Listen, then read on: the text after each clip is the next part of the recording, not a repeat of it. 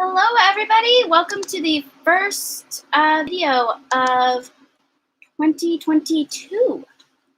That just sounds crazy to say. I'm running a little behind, so maybe be a little bit patient with me. This is also the first live video that I've ever done on YouTube. My husband has two monitors, and I get to use them. So I have the live over here on one side so I can see everybody's comments. And then I have my script bullet points over here on this side. So if I keep looking over here, it's just to check the chat. Is there a way to move the chat? That would be a good question. Pop out chat. Oh, perfect. Perfect. This works wonderfully. Did not know I could do that. I feel like I'm going to be saying a lot. We just moved. Well, I just moved. He's lived here for a while. I just moved. So our house is full of boxes and all sorts of other moving nonsense. So please pardon the clutter. Oh, but then I can't see how many people are watching. Oh, here we go. Does that work? Not really. It's fine. Everything is fine. Oh, there we go. Thank you for joining me on this wonderful experiment. I also have the pleasure of featuring my brand new webcam. I cannot show it to you because it's filming all of this and it can't film itself. If I thought far enough in advance, I might have got a mirror. That could, I don't know what that would do. It'd be a little crazy. 10 years. Writing seriously since I was about 12. So this has actually been over 10 years. And I just haven't stopped. There have been times I've wanted to give up, but your support keeps me going, and I really appreciate it. If you're watching, go ahead and leave a comment or something so I can say hi to you. I see there's one person watching. I don't know who you are, but hello, person. I was right. I am going to be saying a lot. Today, like it says in the description, and like I've been saying all over Instagram, Facebook, and Twitter, I'm going to be talking over some of my goals for 2022, as well as officially announcing the title for my newest book. And I'll be reading an excerpt from the book. And with whatever time is left over, I'm planning to do a Q&A. So if you have any questions, you can type them now or just keep them ready for the Q&A. Anyway, hello, Silas. And now that I've bloviated long enough and given some time for people to hop on, let's get right to it. First off, these are the tools that I will be using to keep myself straight this year after I whack myself in the face with my planner. This is not a happy planner, but it looks just like it on the inside. I'm very glad. In order to avoid spending $30 on Happy Planner, I instead spent about $35 on two planners I hated and one that looks just like a Happy Planner but costs half the price. So, also, that's December 2021. Obviously, I won't be using that part to keep me on track for this year. I'd be very lost. But I've already got, well, you probably didn't want to see that. I've already got all sorts of things in here. I work at a school, so no school, and then payday. That's the best day. And then I've got all sorts of stickers. Think happy, be happy, which could easily become toxic positivity, but we're not going to talk about that because, well, we can talk about toxic positivity, but that's not what this video is about. And toxic positivity is, yeah, I'm not using that for toxic positivity. A Happy Planner is basically a planner that looks just like the one I just showed you, except they have, well, I have a Happy Planner somewhere, but I think it's in the other room. They have rings set up to where you can take pages out and put them in. They pop out. So it's like a normal, it has the holes like this, but these things are bigger and have a thin piece in the middle. I don't know if I'm explaining this well at all. And you can take the pages in and out. They have special pages that you put in them. Or you can get a hole punch to put the Happy Planner pages in it yourself. I'm going to look up the Happy Planner, and I'll just drop a link in the comments right now. That is not a Happy Planner. Those planners are more expensive than Happy Planners. I didn't think that was possible. That was really rude. I love Happy Planners, and they have great stickers. I moved all of my stickers, didn't I? I was decluttering this room earlier very rapidly. Oh, no, I didn't. Here they are. Here are my stickers. Here are my planner stickers. I've got my Happy Planner stickers. I don't know if it's backwards for you guys, too. If it is, I don't really know how to fix that. That's something I'll have to play with next time. But I've got these two Happy Planner stickers, and then I've got some other planner stickers that aren't Happy Planner stickers. And, of course, I have normal stickers because I try to put a sticker in every week. That way I have something cute to look forward to while I'm planning, because adulting isn't very fun sometimes. Okay, here's my Happy Planner. It loaded. Send the link to the Happy Planners.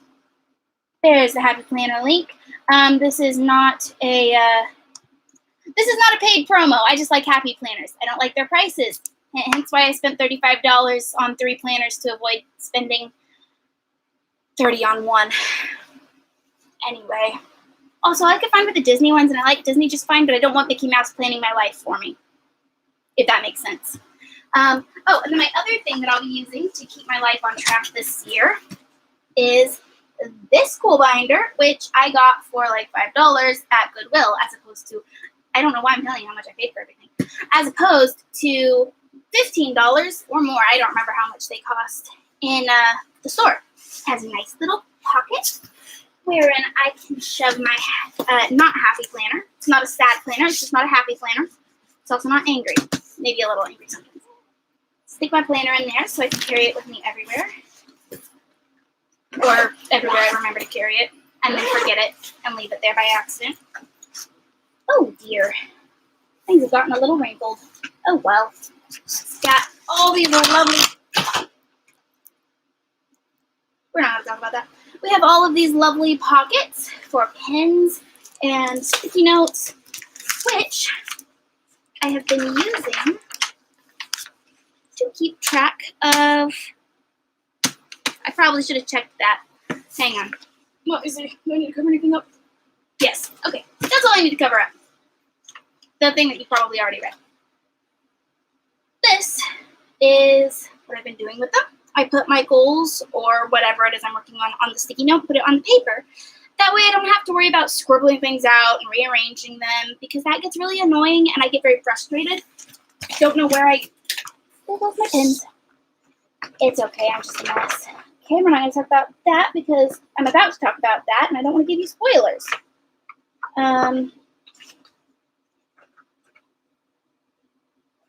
I could show you this though. This is, I'm already planning for a launch party. This is my launch party plan.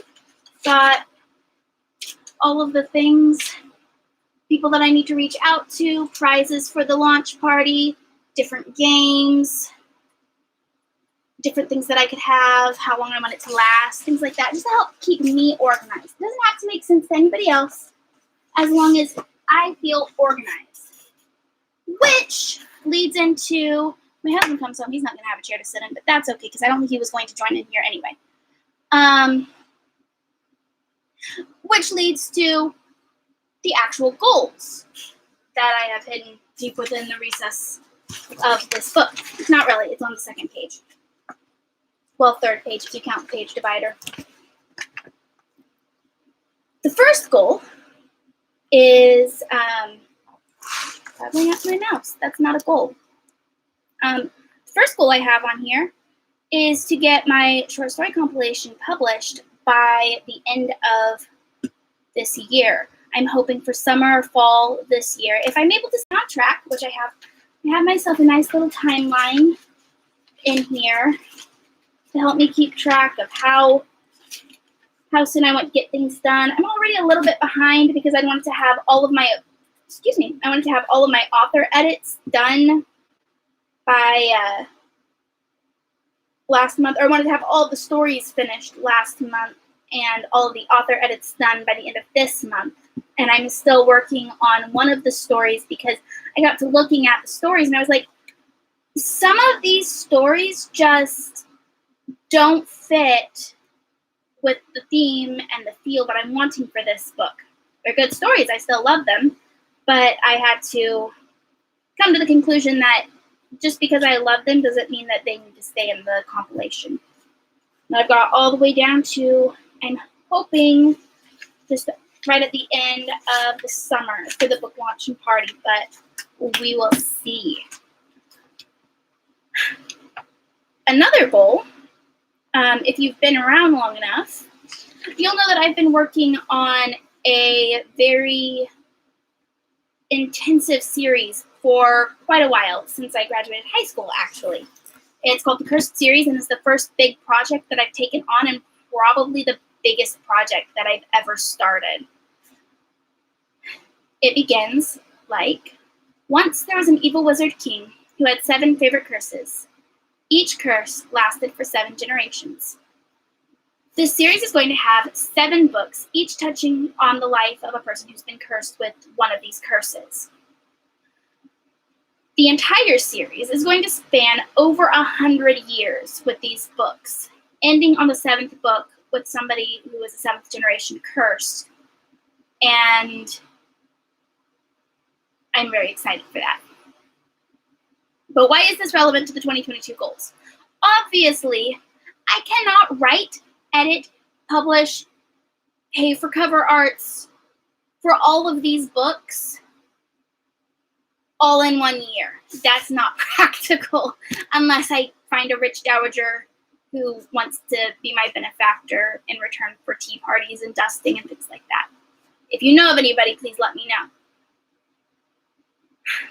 One of my goals this year is to have Paintaker, the first book in the series, completely ready for editing. So, or at least ready for somebody other than me to look at it. Which means once I get this new compilation done with me having written it, I'm going to let it sit for a bit.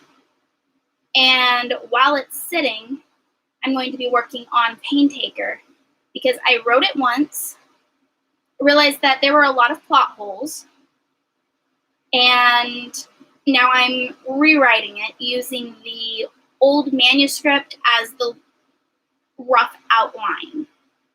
So I already have a good idea of where it's going, so it's not going to be that difficult to write. It's just taking the time and the brain power to do it. I know it's going to be hard work, but I am so ready to get the Cursed series and the new world in it out for everybody. Another goal that, if you kept an eye out on my social media, that I kind of announced in 2021, was to be more active on my social media. And I've already kind of started accomplishing that.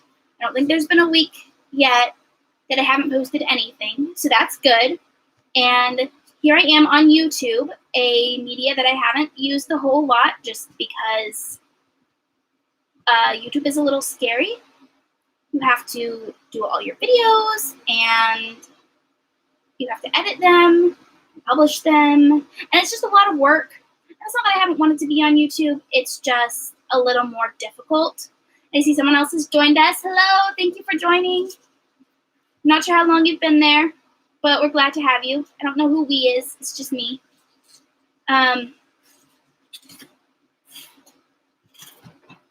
Working on being on social media is a job, and it can be very hard, especially when I'm also writing. So even though the goal is to be more active on social media, the kind of underlying goal is to be able to have a healthier balance because I have a day job. I have writing, which is my night job. I have the social media, which is kind of an entirely different job, because you have to make the content to go on the social media and publish it and all of that. Schedule it, publish it, set it up. Make sure you don't accidentally post things that you were trying to schedule. We've all done it. Thankfully, there is a delete button, and I appreciate the delete button. But I have all three of those, and then I have my own social life, my home life, which now involves a husband. These things that I didn't have in the past, but I also have gotten older, and I've learned different ways to deal with things. So this is me working hard to not work so hard while working hard, if that made any sense to anybody. Hopefully it did. I'm not the same person I was a couple years ago when I was going full speed on the 52 stories in 52 weeks. I can't. When I do that, I burn out, and then I disappear for a year. And I don't like doing that. I like to be able to be here and to be active and to actually accomplish goals of publication and getting books ready for other people to look at them, things like that. One of the things that my husband and I agreed on me doing for this is that every other week I'll be going to my favorite coffee shop. I don't drink the coffee, I drink the tea.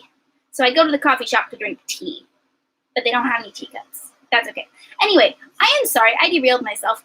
I will be going to my favorite coffee shop to drink tea, eat dinner, and focus on writing, whatever that looks like that day, whether it means I'm working on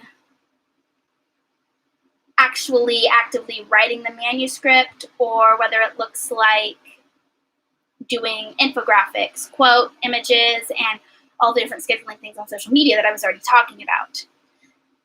I'm already doing better than I was, but like I said before, I'm still figuring out how to have that healthy balance, and I see somebody's commented and said that it makes perfect sense. Life balance is a skill you have to actively hone, and if I remember, I'm going to come back and copy that down and put it in my book thingy, because it's really true, and I'm really glad that somebody understands that. And then another goal that I've already somewhat met is getting Patreon set up. Patreon is now set up and ready for patrons. I'm working on custom art for various tiers, and we'll hopefully get those on there when I get them on there. I'm not going to set a deadline or a timeline for me on those, because like I said, like I said at the beginning, I just moved into a house with a house full of stuff. So I moved my house of stuff into a house full of stuff, and it's been stressful, but we're getting a shed. No, we have the shed. We're going to be building the shed, and I'm very, very happy for a shed. I never thought I'd be so excited about a shed. This is how you know I'm grown up. If you don't know what Patreon is, because I just realized maybe some of you don't, it's kind of like I was talking about earlier, having a wealthy dowager being a benefactor, except the benefactorness, that's not a word at all, except that the amount you give, it doesn't have to be a vast amount, and no one person is funding a salary. It's a group of people coming together to kind of help maybe build a salary or some extra spending money, or money that can go toward book covers and things like that. There should be a link to my Patreon in the description, but I am also going to grab my Patreon link now, which if I'd been thinking, I would have had all of these links already up and ready, but I didn't, and that's okay. Sometimes it just doesn't work like that. That is not the button I wanted to press. I'm glad I'm not sharing my screen. It's a mess over here. So, for example, my lowest tier is $5. You give $5 a month, and in return, you get exclusive content. Like, for example, the excerpt that I'm going to be reading, I will also be posting on my Patreon, so my patrons can go back and reread it at their leisure. There it is. There's my link. Sorry, that shouldn't have taken so long. Here's the link to my Patreon, so you can take a look at it yourself if you're wanting.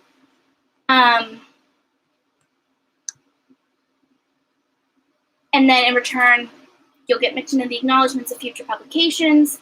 The excerpts I was talking about, I already have a couple excerpts and some different things on there. I was going to do the title reveal early, but I don't have any patrons yet, so I decided I didn't want to put myself through that extra work.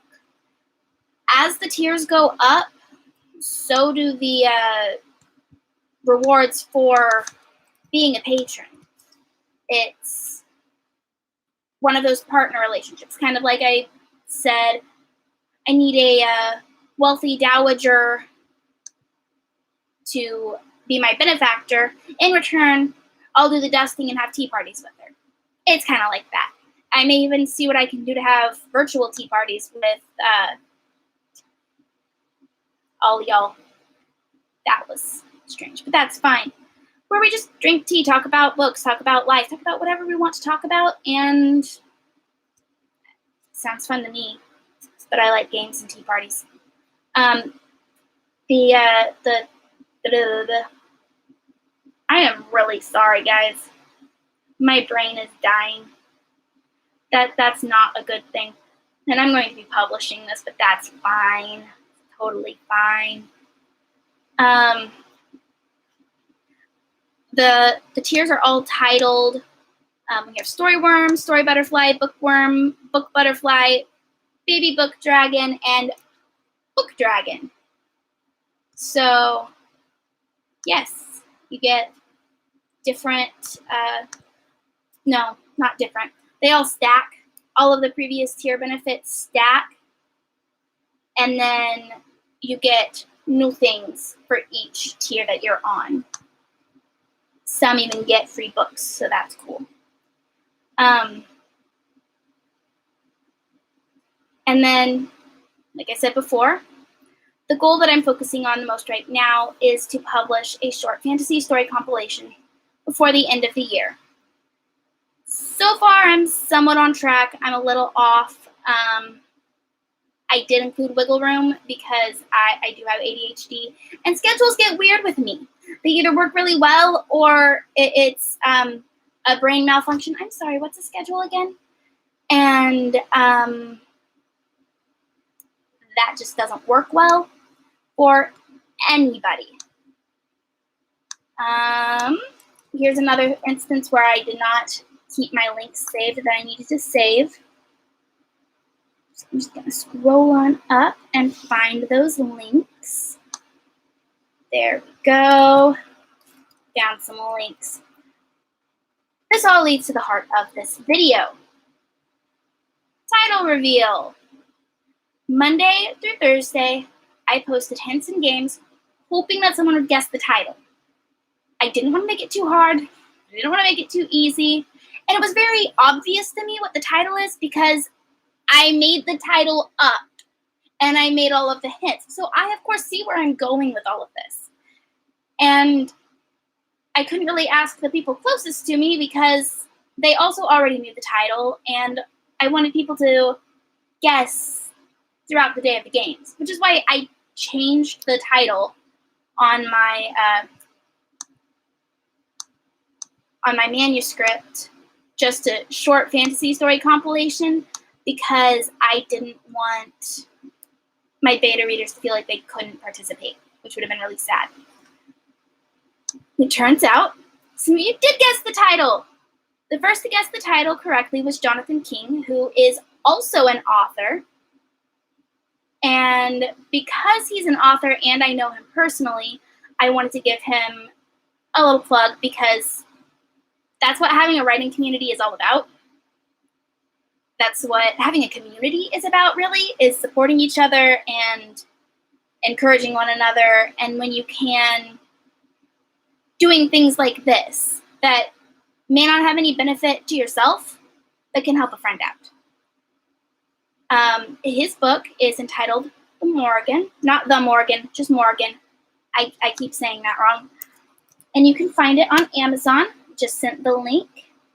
Dad, don't drink tea. Oh, honey. She is way back in the video. We're done talking about tea.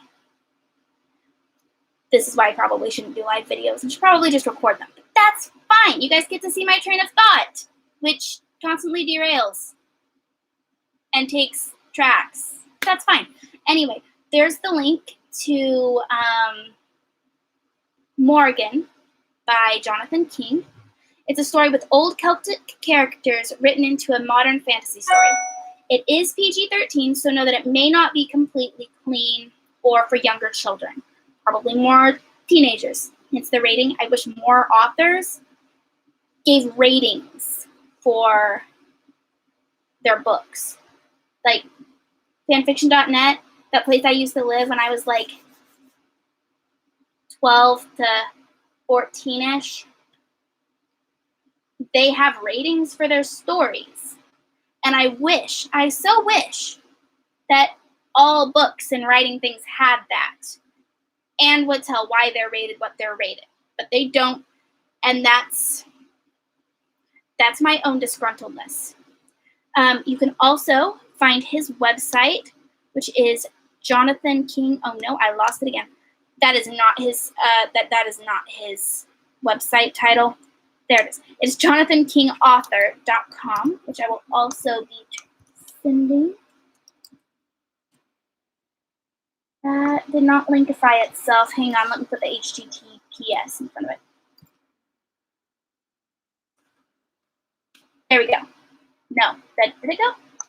Let me test it. Wait a second. Yes, good, that worked. On his website, you can also find a link to the merch store he and his wife run. She is a online preschool teacher, and some of the stuff on there is really cute, and I will probably be getting some for myself because I am a not online school para. I would love to be an online teacher, though. I think that would be really fun. When I messaged to ask if it was okay to give a little promotion and how exactly he would want the promotion, he also asked if I could mention the Southern Author Expo that his local library is hosting. It's a virtual It's a virtual event, so you can attend even if you're not from the local area. He will be part of the expo as well as several other local authors, and he's just really excited about the possibility of He's just really excited about the possibility of us hopping on and getting to know him a little better and the other authors a little better. It'll be great. And here is the link to that, which I will also be putting all of these links, except for probably, well, I might put the Happy Planner. Should I put the Happy Planner? Because I kind of didn't buy a Happy Planner.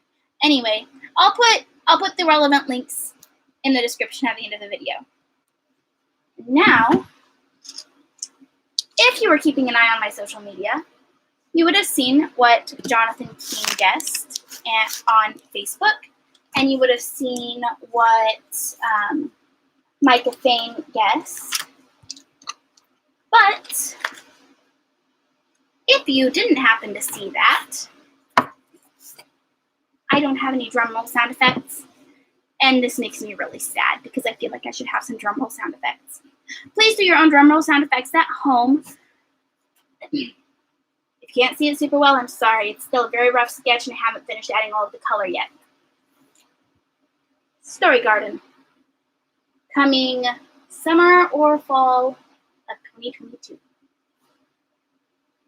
There are 16 stories, some old, some new, and a few that take place in Orion, the world of the Cursed series. And because the title was guessed, before the end of the week, before the end of the games, I'm not just going to be reading an excerpt. I'm going to be reading a full short story. Here's the problem. And I might need some votes from my wonderful audience. Ooh, I can do a poll. That's a thing I can do. Oh, there we go. I should have done this at the beginning. But I didn't think about that.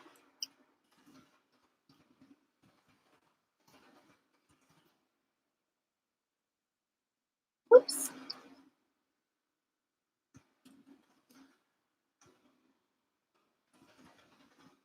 I'm sorry. Dead space is not a good thing.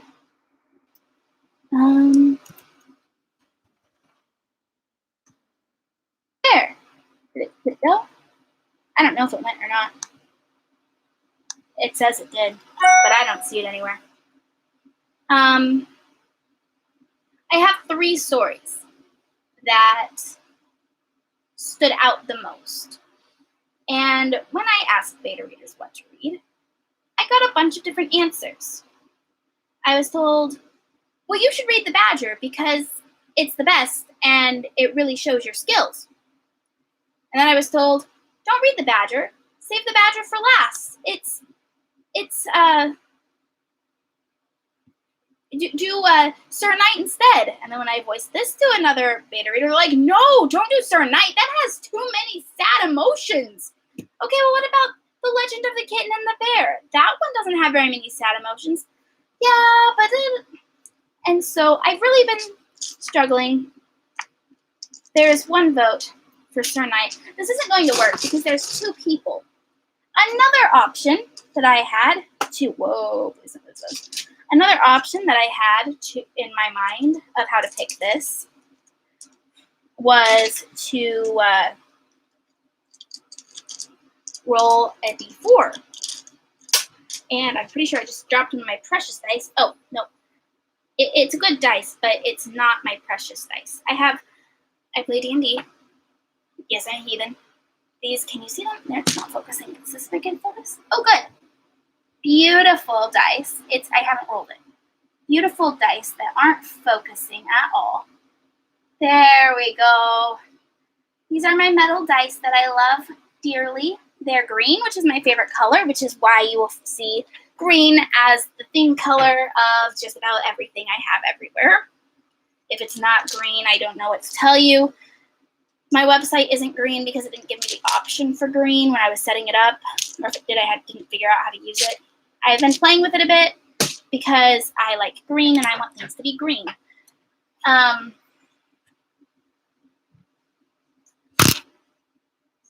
That wasn't a roll. So I've got my dice. And the thing is, I'm not going to want to read whatever it rolls on. But a 1, it would be Legend of the Kitten and the Bear. A 2 would be Sir Knight. And a 3 would be The Badger. D4 means roll again, not D4. It's just a 4. I am rolling the D4. You guys know that. Okay, rolling the dice. It's a 4! I need to roll again. 2, which was Sir Knight. So, I guess I'll be reading Sir Knight. Maybe another time I will read The Badger because I really like that one. I really like that one. Maybe I'll just ignore the dice and read The Badger instead. I won't ignore the dice. I will read the story that it rolled on. Also, just keep in mind, after the reading, I will be doing a short Q&A session. So get your comments ready so you can drop them below. I need a drink. Yes, my water bottle squeaks. No, I don't know why. No, I don't know how to fix it. Now I need to find, there it is, Sir Knight.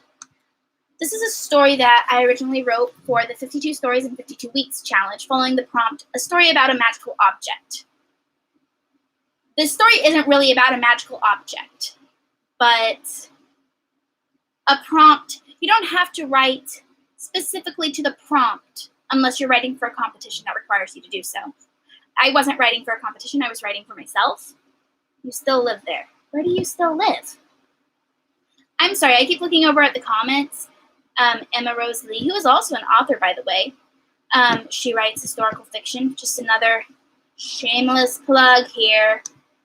Shameless plugs for all of the people. Maybe she's saying I still live here? I don't know. I think she's saying she still lives there. I don't know where she lives. I know where she lives. I'm not going to say where she lives. That's called doxing, and it's not appropriate. She's also an author. She writes historical fiction, and I haven't read her work in forever, but I met her in my years on fanfiction.net while we were both writing Phantom Stallion fanfiction. Please don't go back and read my Phantom Stallion fanfiction. It was not good. There were no paragraph breaks, and there were no commas. And now she says I use too many commas, but that's beside the point. You can't see the commas when I'm reading out loud. Anyway, like I was saying, the prompts, you don't have to write specifically to a prompt unless you're writing for a competition that requires you to do so. You can write something that the prompt inspired you toward. So don't expect there to be a magical object. Don't expect to read through this and find a magical object. It's not very much focused on a magical object. It's been edited from its original state, but the main story, the main idea has remained the same. I previously published it on my Facebook page and my blog, but everything should be pulled by now because I want to publish it in a full book. One more drink so my voice doesn't die because I ran out of time to make tea. Beautiful water. Beautiful sound from my water bottle. It's my mating call. It worked. I'm married now. Okay. Sir Knight. She was lost in the woods, desperately trying to find her way home.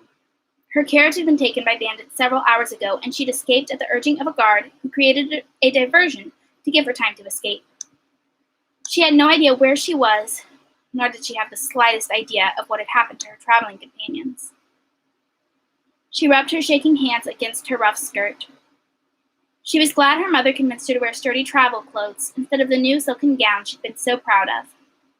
Unfortunately, the beautiful gown was likely lost forever. The green had nearly glistened in the sun, and now she'd never wear it again. But at least she wouldn't see its ruin. Stumbling in the direction she hoped was home, she heard a twig snap behind her. "Bandits," she whispered, her hand flying to her mouth. If only she'd taken the advice of her brother and taken lessons from the defense master. But no, she wanted to dedicate her time to learning art, writing, and music. Skills that would not likely prove helpful now. But what leapt from behind the bush was not bandits. Rather, it was a dark-colored creature with white foam coating its jowls and hot, panting breath. Searching every crevice of her mind for something in her learning that could save her life, she began to mentally recite the words her people spoke when they knew they were facing death. They were in an old language, and she wasn't sure exactly what they meant. Something about being accepted into the hands of the Maker and walking through paradise with ancestors. Then there was a mighty shout, and what seemed like a flash of lightning shot in front of her. She let out the scream she'd been holding back, and, no longer frozen, turned to run. She heard grunts, scuffles, and the cry of an animal being wounded. Then her savior called after her, "Wait, please!" She slowed long enough for him to catch up. He wore a suit of armor, and his sword was already sheathed at his side. "I won't hurt you," he promised with a bow. "It is an honor to be at your service, Princess Amelia." "How did you know who I was?" She backed away, looking for an insignia on his armor, and finding none. "I saw your carriage a fair bit back. It had been ransacked and your guards tied to trees nearby. I recognized the insignia on the carriage, and asked if they were traveling with only riches or also a royal. When they mentioned you, I began searching right away. They described your dress, so I'd be sure to recognize you." She leaned against a tree, catching her breath and letting out laughter and tears of relief. "Everyone is okay?" He nodded, and she raised her hands to the sky in joyous celebration. "I was so afraid they'd all be killed." "All are there except for the horses, Your Highness. But I assume the bandits took those for themselves, and they'll likely care for them well." She nodded, letting out a shaky but relieved breath. "Do you know the way home?" she asked. He nodded. "Yes, Princess." "We should return home and send horses back to fetch the carriage and the guards." He nodded his assent, and then began leading the way. They walked in silence for a time, listening to the birds and taking in the sights and sounds of nature. When at last he spoke to break the silence, he had a peculiar question.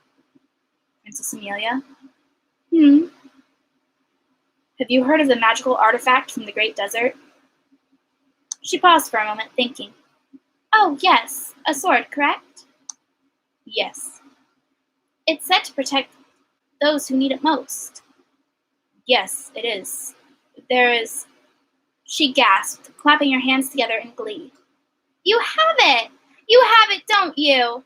It's the reason you're able to protect me against that beast so easily." The knight chuckled, but his laugh seemed a bit wistful. "You will always be safe with me, Princess." There was something in his tone that sounded familiar, and without thinking, she replied, "Then I shall stay with you always." "Then tell me about yourself," he suggested. "If you're staying with me, then shouldn't I know who I keep company with? Surely as a princess you're very powerful in your kingdom." She laughed, and her laugh faded into a sigh.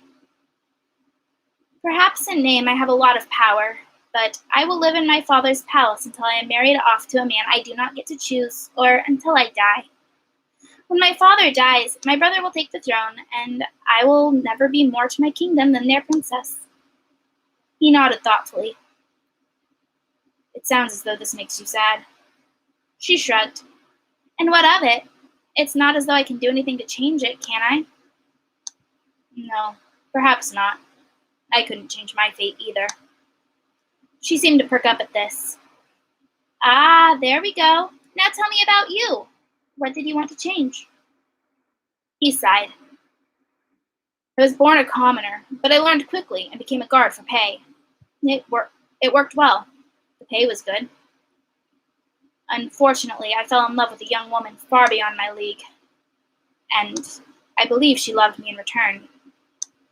She sighed happily at the story. "Tell me about her." Though she could not see his face, she was certain he was smiling as he continued. She was beautiful.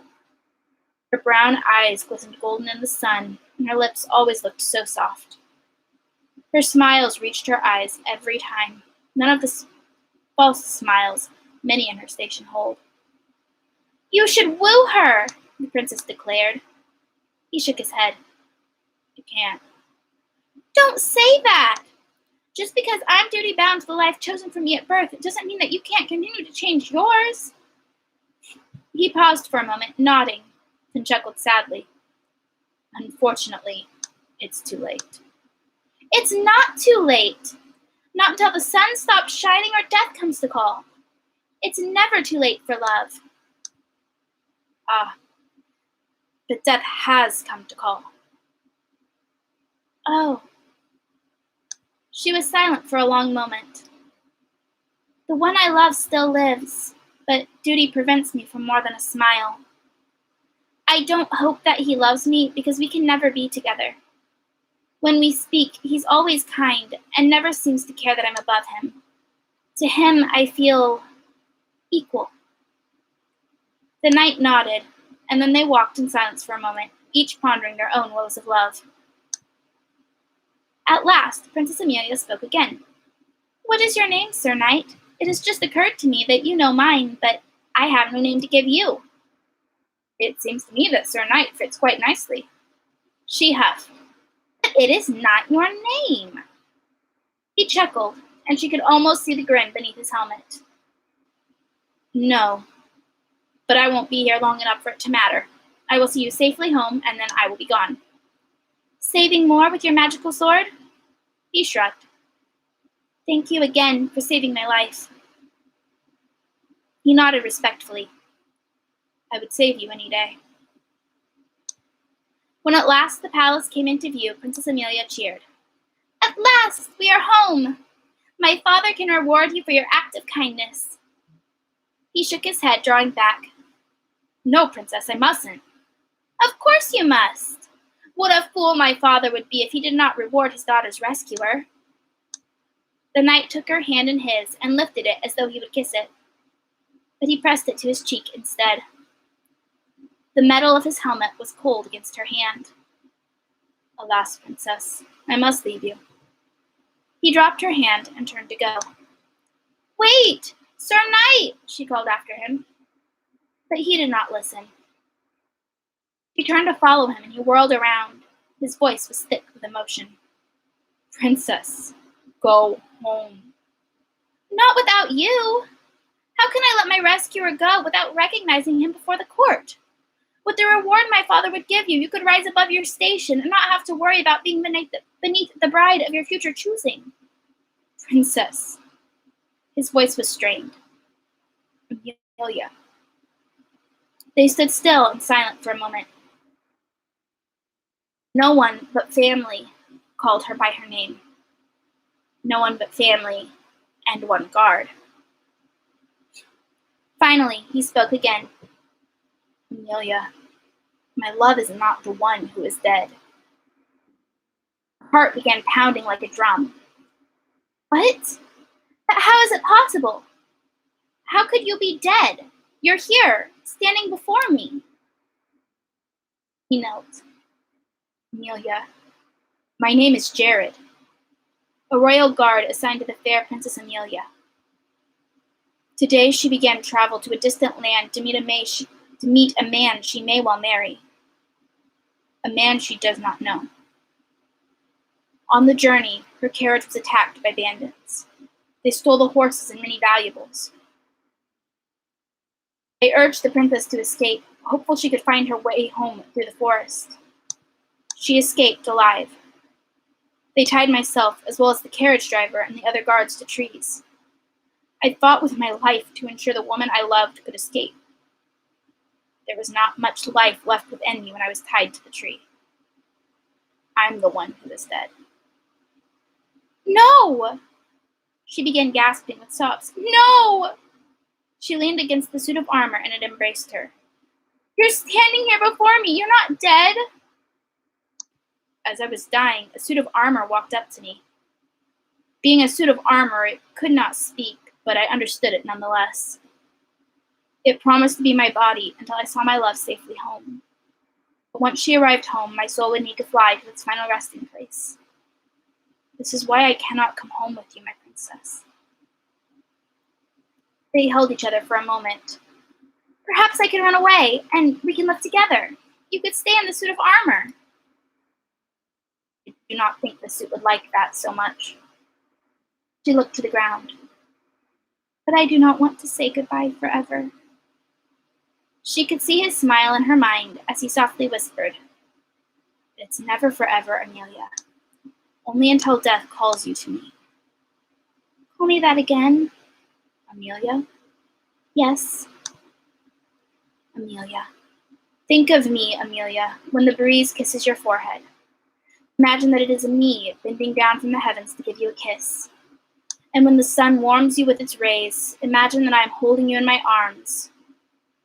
And if, someday, my Amelia, you meet a man who treats you with kindness and love, seeing you above your station, I lost my own self and seeing you above your station, and you begin to think that you love him, do not think it a betrayal to tell him, Amelia. She nodded through choked back tears. Now, Amelia, you must go home. She nodded once more and embraced the cold shell. Until death calls for me. When she reached the path, she looked back. Sir Knight was gone. And that's the story. That was Sir Knight. You'll be able to find it in print by the end of this year. I'm looking over here again, even though the camera's over here. The camera's over here, and you guys are over here.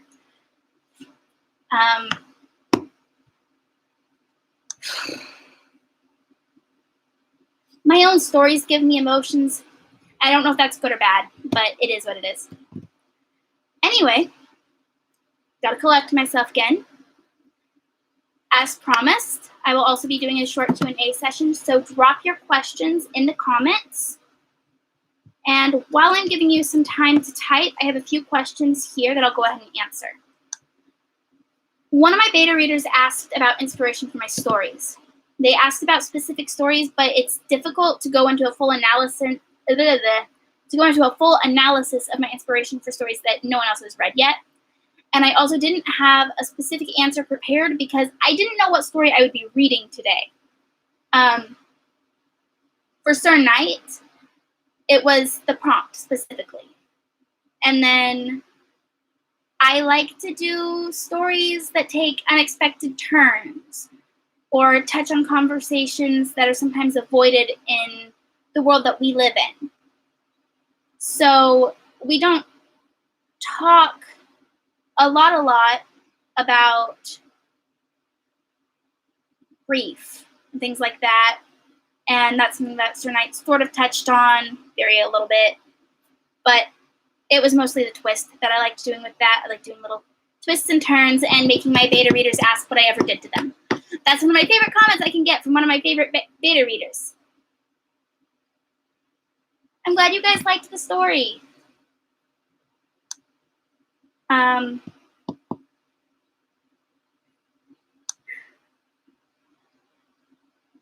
This is also not to sound terribly trite, but everything holds a glimmer of inspiration.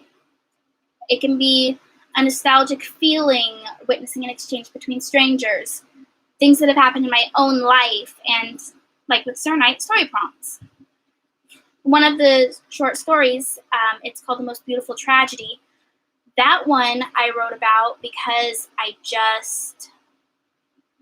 woke up, I don't remember, I either woke up in the middle of the night or I was going to sleep or I just woken up and I had this, I think I was just going to sleep or I woke up in the middle of the night. I just had such a strong emotion that I desperately wanted to capture, but I had no idea how to capture it. So I was like, okay, God, don't let me lose this thought and please help me know how to write this story down, how to write this emotion down into a story.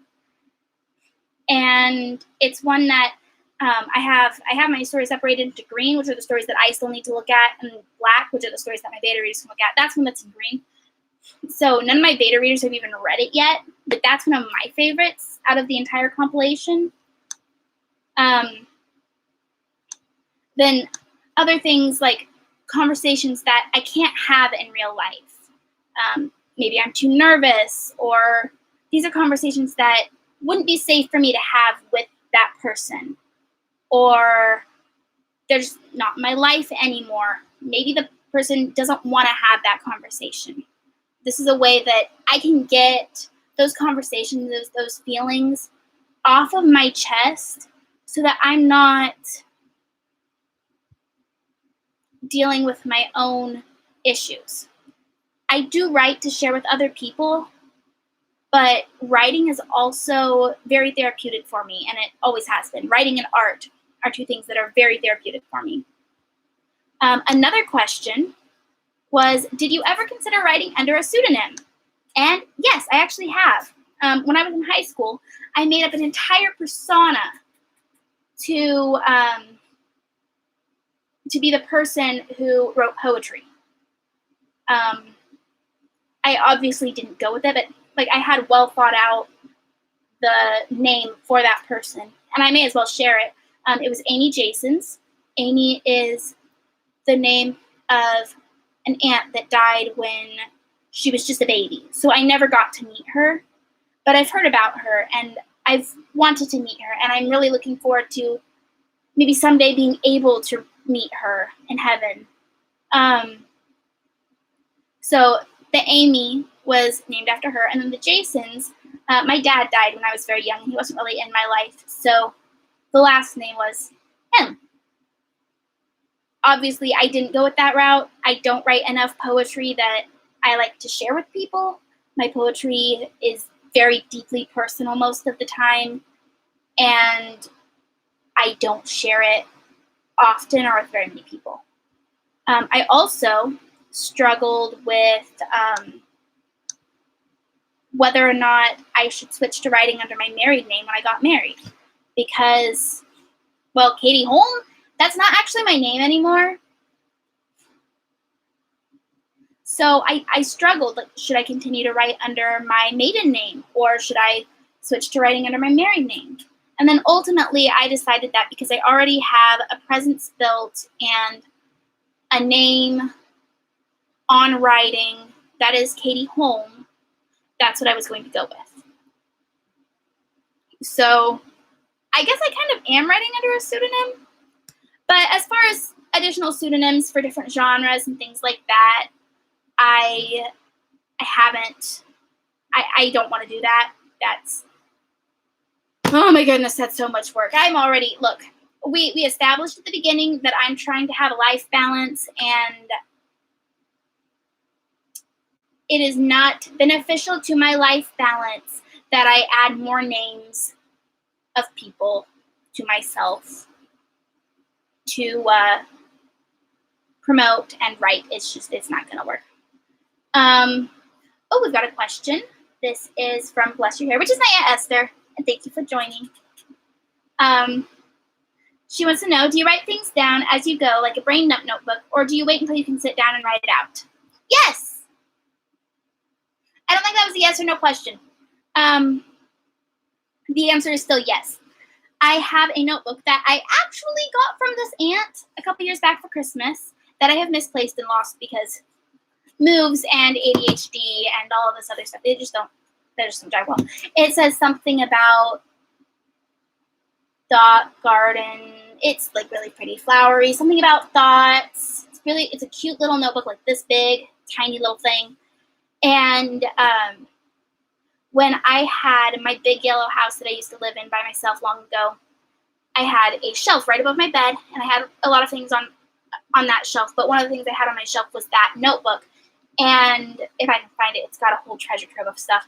It has ideas for books. I've sketched down dreams. That's another thing that I get inspiration for my stories for, is dreams. I've had dreams and been like, that would make an incredible story. Wow. I'm sorry. I just squeaked there. I need a drink. That's what I need. It's water, just water.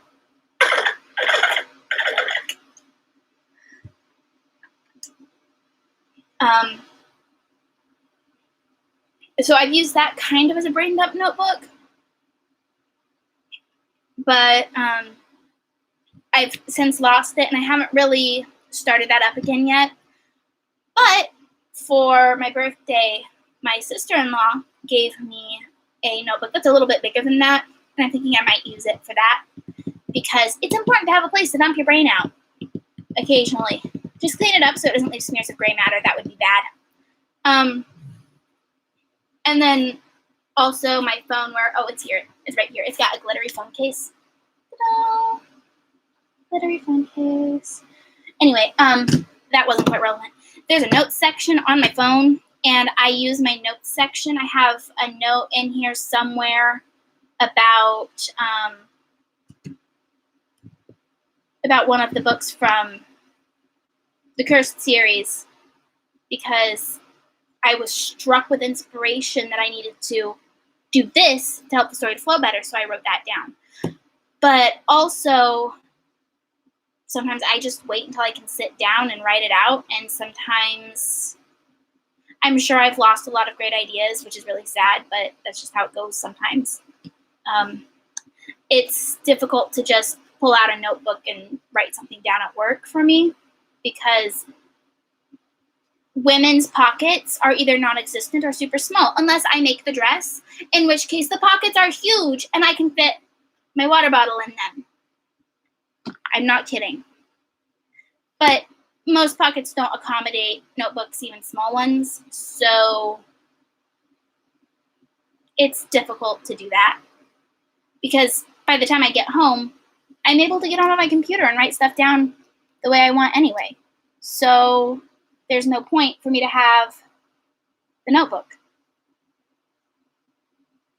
But I digress. I also have a Google Doc that I keep. It is called Orion, a complete guide, and this is where I keep track of all of my things for the Cursed series, all of the different world stuff. Like, I've got a list of the continents. I'm going to get it set up on YouTube someday where I can share my screen or have something like that. Excuse me. Or like display images on the side. I don't have that yet, as you can see, because it's just me. It's just me right here. But I've got a list of the continents, all of the countries they're in.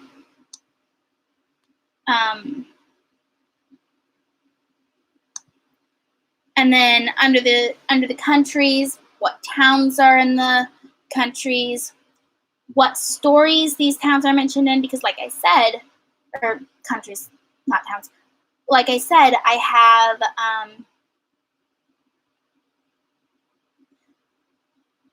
I am sorry my brain died in the middle of that sentence. Sometimes it happens. Like I mentioned, I have some of the stories in Story Garden, which I can now say the name freely. Some of the stories in Story Garden take place in the world of the Cursed series, and that's another way for me to world build, because every country has its own culture, even if it's similar to another culture. They all have their own cultures. They all have their own everything. They have their own everything. I also have a tab for religion. I still have all of the religion stuff kept in a different document, but I'm going to be moving it over and formatting a little bit better because it's really hard to read with the way it's formatted right now.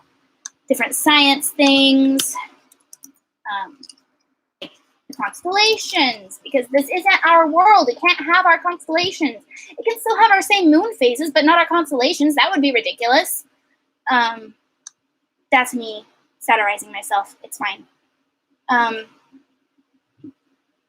Emma says I could just jot down in Google and keep notes on my phone, which is true, but at the job I work, we're not really encouraged to be on our phones, even if we do have a brilliant idea for our night job.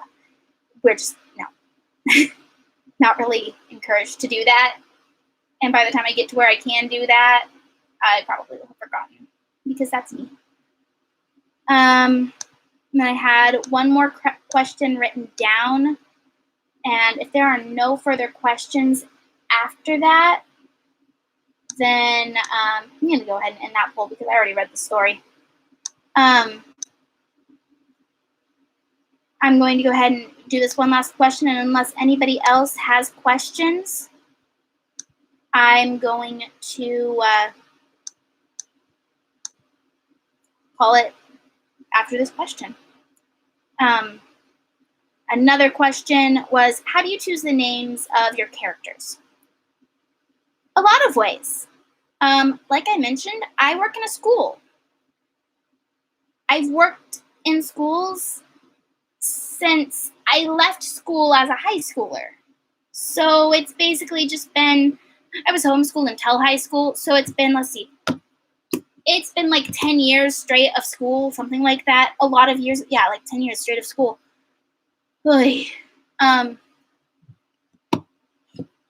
And being in the school setting, you hear a lot of really cool names.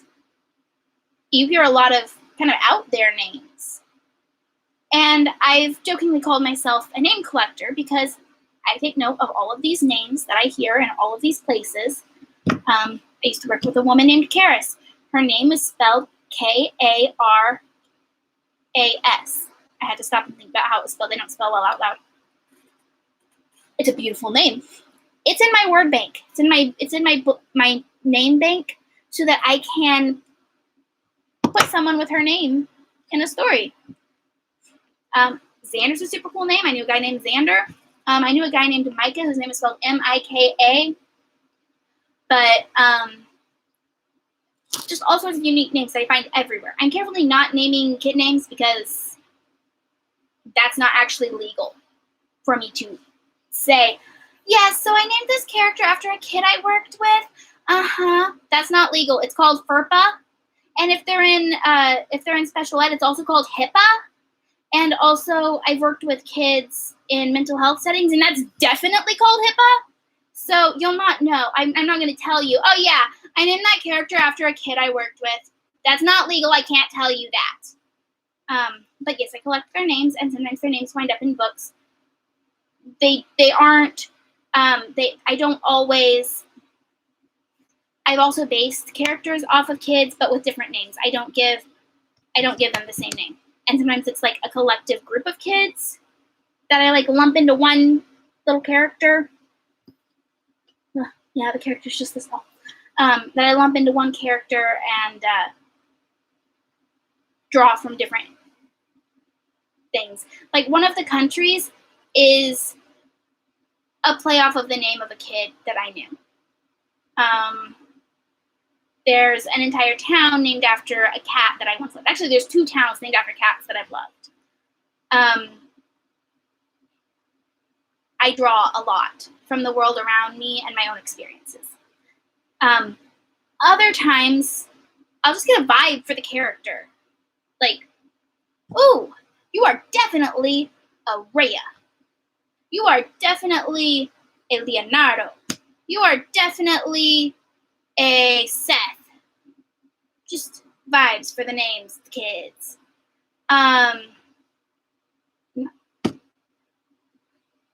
None of those are names that I've used. They're not even names of kids. They're just names. But I was thinking about kids, so I'm thinking about children characters. But like, okay, a character in one of the Cursed Series books, her name is Charity. Charity means love. It's an oxymoron because this child has been through so much trauma. She doesn't love or trust anybody, except for her siblings. She loves her siblings fiercely.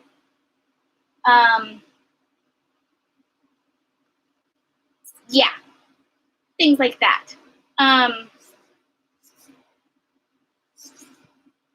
Then, so like, I'll go from the meanings of the names too. And sometimes there's just the baby name books. I have one. Can you see it? No, you can't see it. I have one back here on the bookshelf. This is the one thing I've gotten done in here. Here we go. A World of Baby Names. And they have baby names. Let's see right here. Whoa. Belaslav, a compound name composed from the Slavonic elements Vela, great, and Slav, glory. Hence, great glory, glory is great.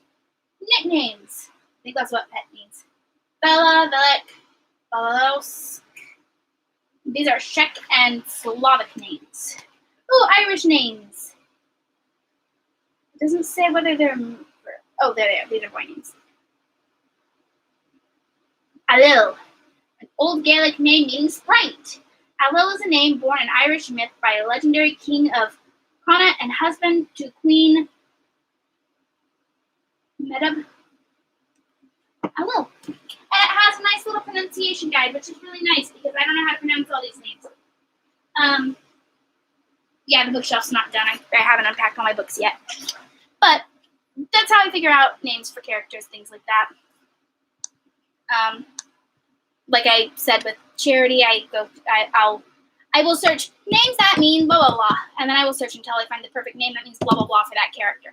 Sometimes I have to give up and just make something up because none of the names sound right for that character. Well, looks like that is all the questions people have. And I actually went a little longer than I'd intended to. I think that there were at least 5 people who joined, 6 people who joined. And I really appreciate you guys being here. This video will be posted so that if you missed the first part or you want to watch it again, I don't know what that was, I'm sorry. But if you missed the first part or you want to watch it again, you are welcome to do so. I'll have to figure out how to, do that, but I will figure it out. I'll figure it out. thank you all for joining me on this whole week-long adventure of the first ever title reveal games. I hope to do more videos like this in the future, live videos, recorded videos, all sorts of videos. And hopefully we'll get this wonderful office a little more organized once we get that put up. Thank you so much for joining. Goodbye. As soon as I find the end screen button, there we go, there it is. Goodbye, and wish you all well. Oh.